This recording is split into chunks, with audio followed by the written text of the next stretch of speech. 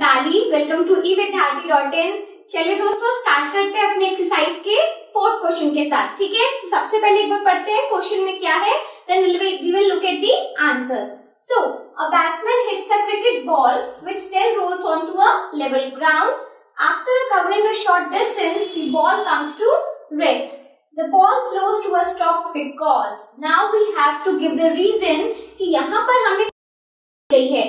Actual में condition को इन्होंने एक्सप्लेन किया है कि अगर कोई भी बैट्समैन एक बॉल को हिट करता है तो थोड़ी देर तक वो हवा में रहती है। We very well know that, हम सभी ने क्रिकेट मैचेस खेले भी हैं और क्रिकेट मैच को देखते भी हैं, काफी पसंदीदा गेम है, तो सबको इस चीज के लिए ये तो कॉमन है। आपने देखा होगा कि किस तरीके से किसी भी बॉल को अगर हिट किया जाता है तो थोड़ी देर तक तो वो हवा में रही, ओके, बट देन जब वो एक लेवल ग्राउंड पे है, यहाँ पे मेंशन किया है ना कि वो एक ग्राउंड पे है और कुछ देर बाद यानी कि कुछ डिस्टेंस कवर करने के बाद क्या होती है, बॉल अपने आप ही स्टॉप हो जाती है। ठीक है, सो इसका एक रीजन क्या हो सकता है कि बॉल स्टॉप क्यों हुई है, तो मेरे रीजन पढ़ने से पहले कमेंट बॉक्स में आंसर आ जाना चाहिए कि क्या इसका सही आंसर हो सकता है। ठीक है, मैं एक बार आपको एक्सप्लेन करती हूँ कि क्या हमें रीजन गिवन है। So first is the batsman did not hit the ball hard enough. अगर देखा जाए ये बोल रहे हैं कि हमारे बैट्समैन ने बहुत तेजी से बॉल को नहीं मारा है। अगर वो मार भी लेता तब भी क्या उखाड़ लेता, भाई कहीं ना कहीं जाके तो बॉल को रुकना ही है, तो ये तो कोई रेलेवेंस नहीं दिखा रहा है, तो जस्ट कट दिस, ये हमारा सही ऑप्शन नहीं हो सकता। ठीक है, चलो अब एक बार बी को देखो, velocity is proportional to the force exerted on the ball. तो ये कह रहे हैं कि जितना तेजी से फोर्स लगाया जाएगा उतना ही उसकी वेलोसिटी रहेगी। अरे रहेगी तो क्या, बट वो स्टॉप क्यों हुआ है, क्वेश्चन तो यही है। सो इससे हमारे सामने कोई प्रोपोर्शनैलिटी का रीजन क्लियर नहीं हो रहा है, हमें कोई ऐसा रिलेशन भी नहीं चाहिए, तो यहाँ पर ये भी रेलेवेंट नहीं है। ठीक है, अब इसके बाद आता है there is a force on the ball opposing the motion. तो यहाँ पर हमें एक बड़ा रेलेवेंट सा मुझे लग रहा है रीजन दिया हुआ है कि अगर आपकी बॉल को हिट किया जाएगा और वो ग्राउंड पे अपने आप ही भाग रही है, ये बॉल मूविंग है, थोड़े डिस्टेंस के बाद वो एक वजह से पर्टिकुलर पॉइंट पे वो अपने आप बॉल रुक जाएगी।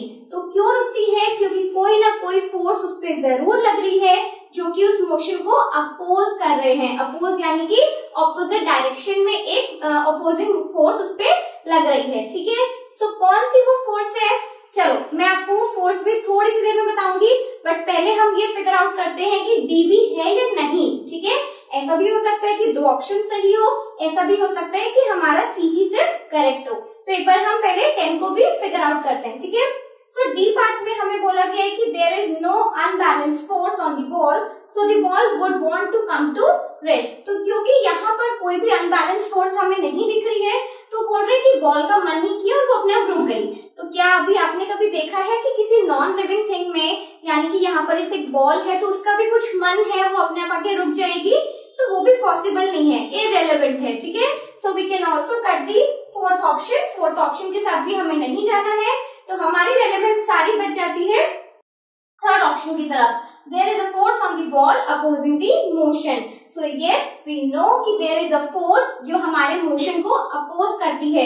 खासकर कहाँ पर वो फोर्स होनी चाहिए, ग्राउंड की फोर्स है। तो जल्दी से मुझे कमेंट सेक्शन में बता दो कि कौन सी फोर्स है जो ग्राउंड पे रहती है, हमारे चलने में भी हमें अपोज करती है, इसलिए हम गिरते नहीं है, स्लिपरी नहीं होता है हमारा ग्राउंड। सिमिलरली बॉल भी थोड़े टाइम बाद जाके रुक जाती है।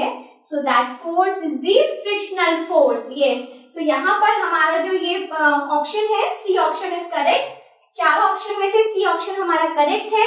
और अगर आपसे पूछा जाता है कि कौन सी वो फोर्स है जो अपोज करती है मोशन को, या जिसने बॉल के मोशन को अपोज किया, that is known as the frictional force. तो आप यहाँ पर साथ में ये भी लिख सकते हैं कि हमारी फ्रिक्शनल फोर्स है जिसने अपोज किया है। ठीक है, तो मैंने यहाँ पर छोटा सा आपके लिए मेंशन कर दिया है, आप भी अपने आंसर में कर सकते हैं कि C option is the correct one and frictional force on the ground always opposes the motion of the ball. ठीक है, that is why it will stop after covering a short distance. Fine, चलिए I hope आपको ये समझ आया हो। Now moving on to the next question, stay tuned with us, up till then bye.